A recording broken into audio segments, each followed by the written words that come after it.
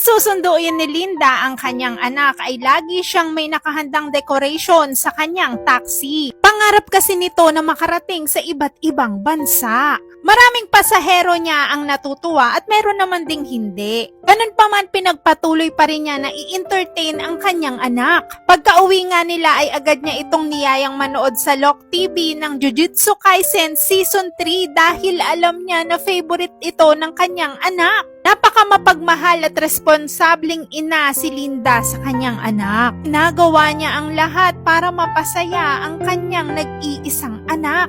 Pero isang araw nga ay nagkaroon ng aberya ang taxi niya at na-flat ang gulong nito. At dahil doon ay na-late siya ng sundo kay Gerald. Dahil natagalan nga ito sa pag-iintay ay nagtampo ito. Pero syempre may pa-surprise ang mommy Linda niya. Kaya naman agad nawala na yung tampo niya sa kanyang mommy.